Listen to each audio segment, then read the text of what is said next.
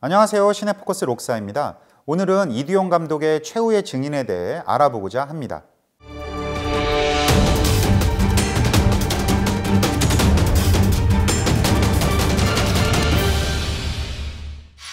이두용 감독을 수식하는 표현 중 가장 많이 언급되는 것이 한국 장르 영화의 개척자, 한국 액션 영화의 대부인데요.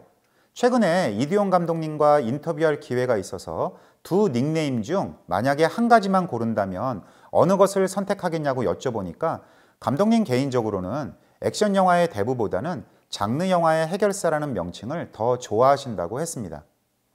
그 이유는 감독이 한 장르만 만들어야 한다는 논리가 싫고 다양한 이야기에 어울리는 틀을 자유롭게 사용하고 싶기 때문이라고 했습니다. 실제로 이두용 감독은 멜로드라마로 시작해 액션, 사극 등 여러 장르를 섭렵함과 동시에 한국 사회의 굴곡진 시대를 반영하는 리얼리즘 계열의 영화에 이르기까지 폭넓은 영화 세계를 보여줍니다. 또한 이두용 감독은 임권택 감독과 함께 1980년대 토속적인 소재의 한국 영화가 국제영화제에 진출하는 데 크나큰 역할을 했는데요. 신상옥 감독의 춘향전 이후 20년 만에 1981년 베닉스 국제영화제 경쟁 부분에 피막이 초청되어 특별 감독상을 수상했으며 1984년 여인 잔혹사 물레야 물레야로 한국 영화 최초로 칸느 영화제에 주목할 만한 시선 부분에 초청되었습니다. 이런 국제영화제에서의 성과를 인정받아 세계 곳곳에서 이두용 감독의 회고전이 잇따라 열리게 되었는데요. 가장 대표적인 것이 1993년 프랑스 서부 라호셀 국제영화제 회고전과 1994년 미국 뉴욕 현대미술관 모마 초청 이두용 감독 작품전이 열리게 됩니다. 가장 최근에는 2016년 부산 국제영화제에서 회고전이 열려 박찬욱 감독과 유승환 감독 등 이두용 감독에게 직간접적인 영향을 받은 많은 후배 감독들의 존경과 애정을 받기도 했습니다.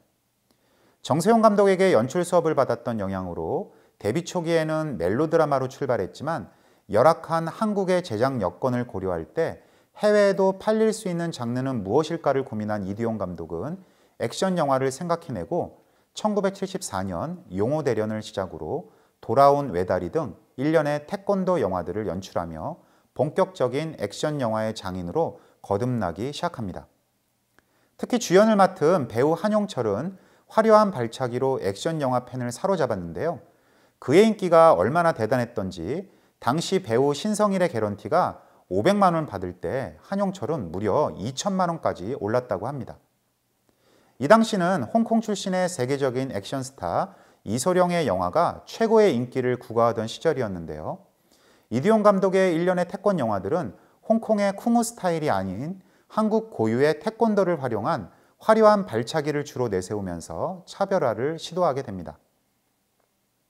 이후 이두용의 액션 스타일은 많은 후배 감독들에게 영감을 주었고 한국 영화에서 권격 액션이 주류로 올라서는 데 크게 기여하게 됩니다.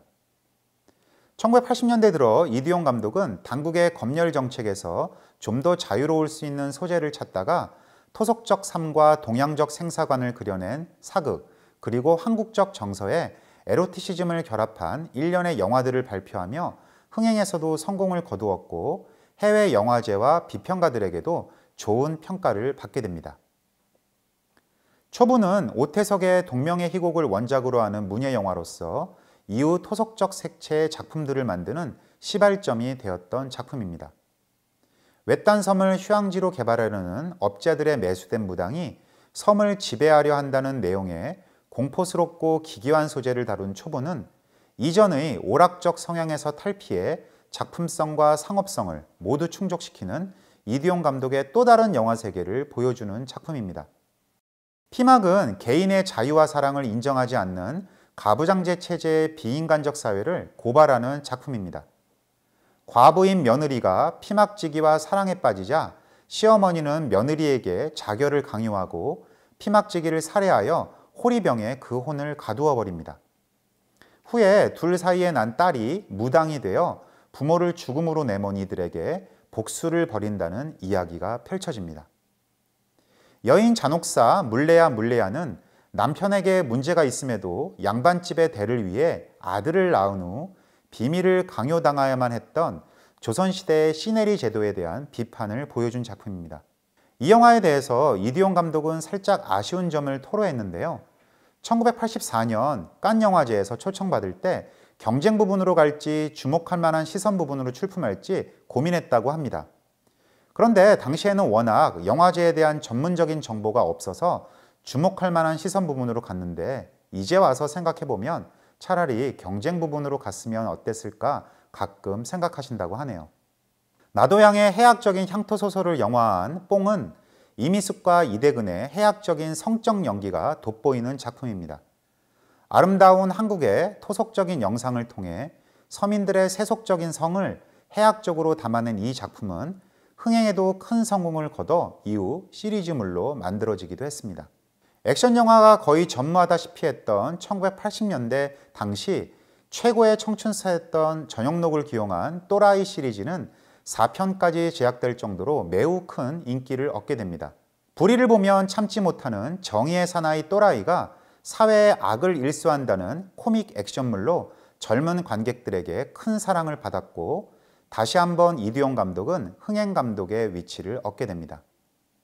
김성종이 쓴 동명소설을 원작으로 한 최후의 증인은 굴곡진 한국 현대사에서 늘 핍박받고 순환당해온 힘없는 민초들의 삶을 증언하는 작품입니다. 한 형사의 집요한 추적극이자 한 여인의 끔찍한 순환사이며 한 남자의 서글픈 고행기이기도 한 최후의 증인은 미스터리 스릴러 장르를 표방하는 것처럼 보이나 영화가 진행되면서 로드무비 형식과 역사 시대극으로 전환되며 여기에 분단 영화적 요소를 적절히 융합시키는 장르적 결합을 보여줍니다.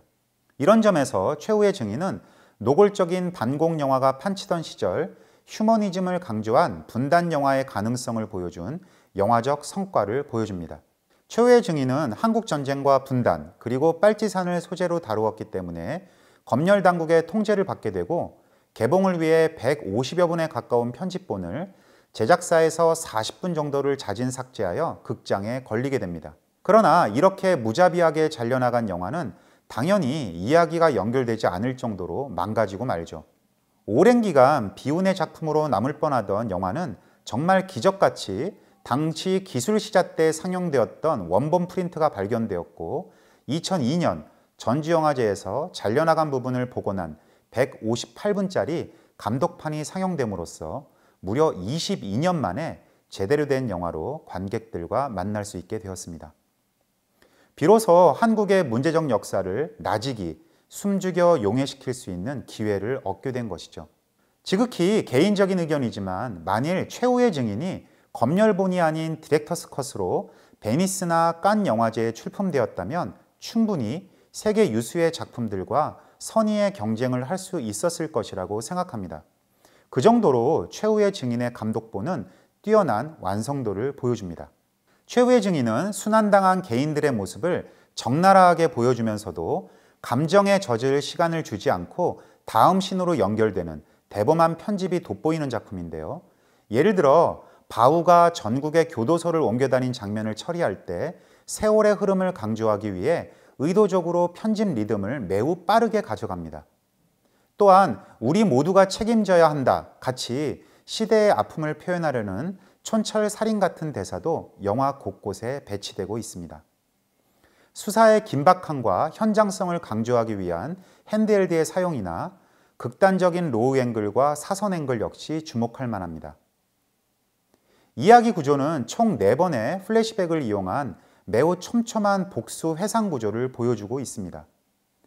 판소리를 사용한 사운드 역시 매우 독창적인 미학적 완성도를 보여주는데요. 바우가 형사에게 남긴 편지를 판소리 대사로 처리하는 장면이나 여주인공 지혜가 바우의 관 옆에서 자살한 후 그녀의 심정을 판소리 대사로 처리하는 장면은 내적 감정을 극대화시키는 이디용 감독의 뛰어난 연출력을 느낄 수 있습니다.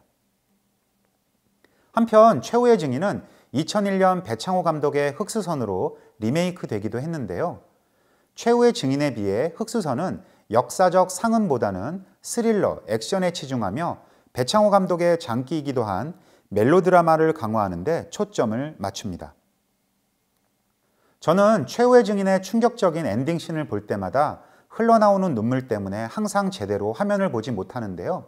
이번에는 울지 않고 마지막 엔딩 크레디트가 끝날 때까지 집중하면서 다시 한번 볼까 합니다. 여러분도 왜 마지막 장면에서 주인공이 그런 행동을 할 수밖에 없었을까를 되새겨보며 감상하시기 바랍니다. 영화를 무료로 볼 수 있는 영상자료원 채널은 화면 아래의 링크를 누르시면 됩니다.